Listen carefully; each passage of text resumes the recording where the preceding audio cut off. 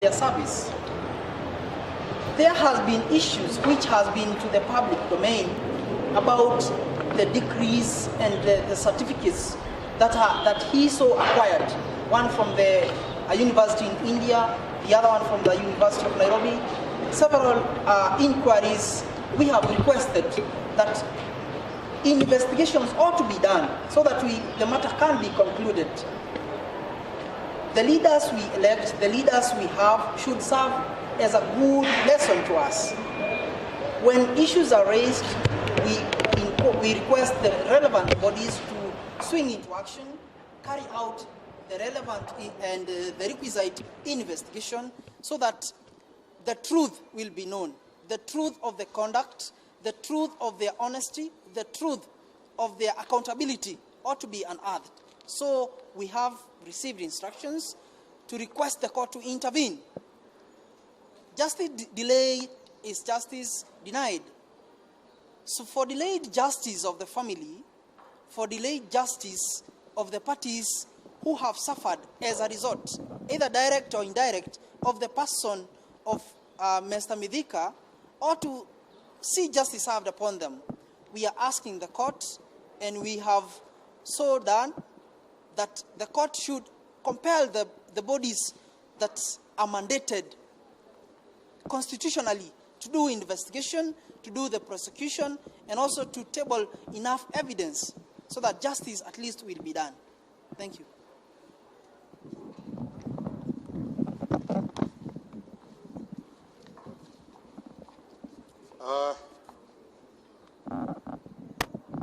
An attack has been put forth against the head of state, the President of the Republic of Kenya, the Director of Criminal Investigation, one Judge Kinoti, the Director General of KRA, Mr. Mburu,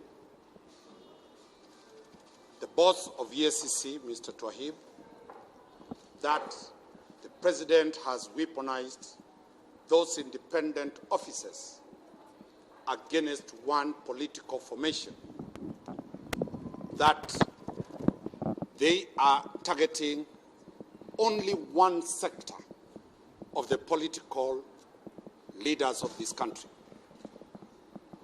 Our client has instructed us to file and present before the country and the world a docket of all the alleged UDA or one political party formation personalities who have criminal matters, one of them being Mithika Linturi. 8 issues, criminal in nature, are raised by our client. One, the inquest in Meru, where one Mithika Linturi, who is intending to be the governor of Meru, is alleged to have been part of a murder of his close business friend. Inquest went, we have given the proceedings, a copy of the ruling, and the court said further investigations be conducted on the death of his business partner. That is not directions of President Uhuru Kenyatta. He was not in office that time. Neither was Mburu, neither Kinoti, nor Twahib were in office. We have given a copy of that. 2, we have asked the court to order, 1, George Kinoti and the Director of Public Prosecution to get further investigation with a view of charging that person. Number 2, we have also raised the question about the academic qualifications of that candidate, one Mithika Linturi. From our instructions, we get that in 1989, he sat for his Form 4 exam at Igembe Boys in 1989, and he scored a D. Then he went to Weru Secondary. Then to Weru, he did a certificate in accountants. Then he started an insurance company. In his CV to Parliament, he confirms that he has a bachelor's degree in commerce from India. We have attached evidence from that university confirming that one Mithika Linturi has never been even a tourist to pass through that university. He never was a student, he never graduated. So the basis of his election as a senator is suspect. The basis of him being a student at the University of Nairobi doing law is questionable. The minimum entry requirements for a university degree is known. We are seeking, we have enjoined the Speaker of the Senate, we have enjoined the CS Treasury, we have enjoined the Parliamentary Service Commission to recover that money because the person has been earning, masquerading, but he has papers. The third issue we have raised is the question of the mysterious surroundings of a house girl, his own house girl, who died mysteriously. There was no postmortem report. There was no postmortem done. There was that lady, the deceased is called Kananu, comes also from Meru. We are seeking that proper exhumation be done, proper postmortem be done, with a view of ascertaining the culpability of one Senator, Mithika Linturi. Fourth, the famous Madoadoa slap. The Director of Criminal Investigation investigated, found that there is a case to answer. He was arrested. The DPP approved the charge sheet. Surprisingly, the DPP did not prosecute this matter. And remember one thing, among the attacks of government institutions, it is the President, the Director of Criminal Investigations, the Director General of KRA, and the Director General, the boss of EACC. The DPP is not under attack, yet he is the one who approves all charges that will go to court. In Nakuru, the DPP did not prosecute. We have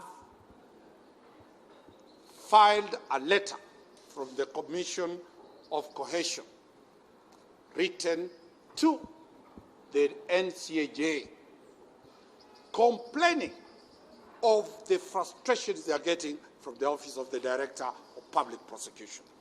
That simply goes to say that one Mithika Linturi cannot be prosecuted so long as the Director of Public Prosecution is in office.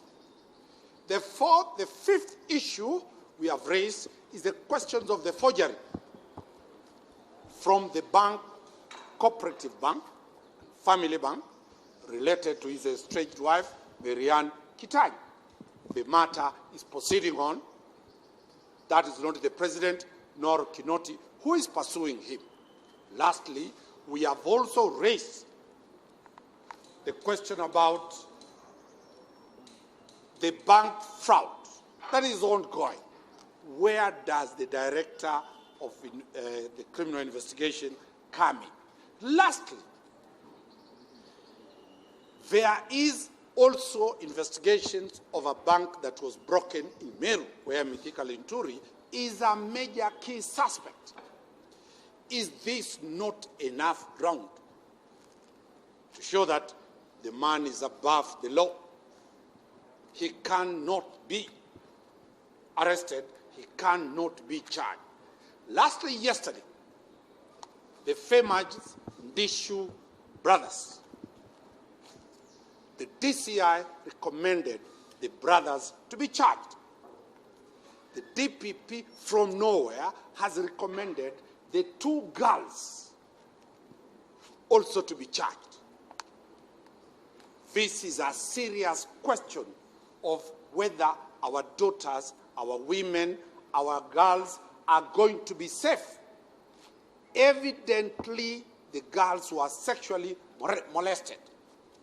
And none other than Senior Counsel Philip Murgo has filed a petition to stop the prosecution of these girls. And in paragraph 5 and paragraph 7 he alludes to the total incompetence, paragraph 5 and 8, the total incompetency of the officer in the name of Nuruddin Haji and the occupant of the office of the DPP. Remember, Philip Murgor is a senior counsel. 2, remember, citizens, Philip Murgor was the DPP. He was the director of public prosecution before Tobiko came in and then Nuruddin came in. This is a very serious indictment for a former holder in the office of the director of public prosecution. He alludes in that paragraph the inabsence of the of Mr. Nuruddin from his desk to do his job, the love for the media, failure to appear in court even once. So that is an indictment, and that is a serious question that we are putting across. Other than Mithika Linturi, we have dealt with the issues regarding the person who raised this question, one called Kashawa, the Rigadi, the member of parliament from Nyeri, from Madira constituency, on the question of embezzlement of public funds from National Irrigation Board, Nyeri County Government, and other public entities. It is very clear that is one issue. The second issue is the hospital tender in Nyeri Hospital. The facts are there. And all these to date, those files are lying within the DPP. These are issues that started when Gachagua was not in UDA. These are issues that started when he was away from the party. That is the president and Kinoti part of this? The third issue we have raised is one for Jimmy Wanjigi.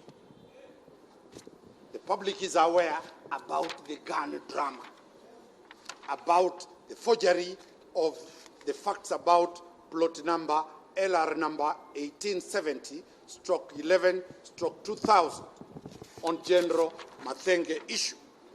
We have also raised the question about the 154 million in Thuo Augustine Kairu and Tea Company, where those facts have been presented.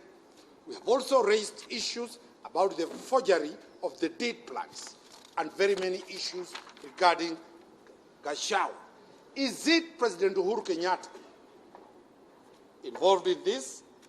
The third question is the Kenya Pipeline Company matter for Julius Francis Tuyot, involving 92 million shillings, 272,497.45 cents over the question of public land, government land at Ngong. The facts are there. It is not the people who are witch hunting them. The fifth one concerns Mary Chemweno Kiptui over the question of KPA company secretary. What is the question there? It involves a purchase price of Kenya shillings 5 million to 270 million that involved the false transfer of those properties. Is that politics? Second, lastly, we are dealing with another UDA member, Gordon Wayumba, who is also part of it. And lastly, Dr. Manduku and the KPA matters. All the facts are involved here, and very many others. We've dealt with the question of Humphrey Karaoke, we've dealt with the question of Tabitha, of Keroche, the question that the DCI and our client is asking. If businessmen collect taxes from citizens, they are supposed to remit those taxes to the state. Failure to remit the taxes when it is turned into politics. Our position, finally, is one: let independent government investigative officers do their job without politicization of their offices. Two, the independent officers cannot take instructions from anybody, not even the head of state of this country. So dragging the head of state into this matter is going too far. It is baseless. It is not involved anywhere at all. Third, dragging a politician by the name Raila Odinga, who has no role into investigation matters, is completely out of reach. Fifth, let those who have collected taxes remit those taxes to government so that we can be able to build more courts around here. Lastly, we are seeking very firm orders from the courts to order the Director of Criminal Investigation, the Director of Public Prosecution, to do what they are supposed to do: investigate and arrest those ones who have flouted the law. Two, the Speaker for the Senate and the Chairman, who is the Speaker for the Parliamentary Service Commission, institute measures to recover and surcharge one Mithika Linturi for money he earned without having the requisite minimum qualifications for that. Lastly, utterances to the effect that the three independent officers will be dealt with on the 10th of August 2027 borders on bringing disrespect to those independent officers. So our client has filed that matter. It has been placed before the judge. We hope that we are going to get favorable orders to bring sanity and an end to the politicization of professional officers that do what they are required to do. Any clarification? Will you be seeking orders to bar Nairobi from applying for gubernatorial seat? It is obvious. If he doesn't have a degree, he cannot qualify to be a governor, neither he can only be an MC. A few years, last year, but one, he engaged in a litigation seeking to be awarded his master's degree in law. What is the basis for that? The question has shifted. You cannot be seeking to get a master's degree if you have a D grade in Form 4.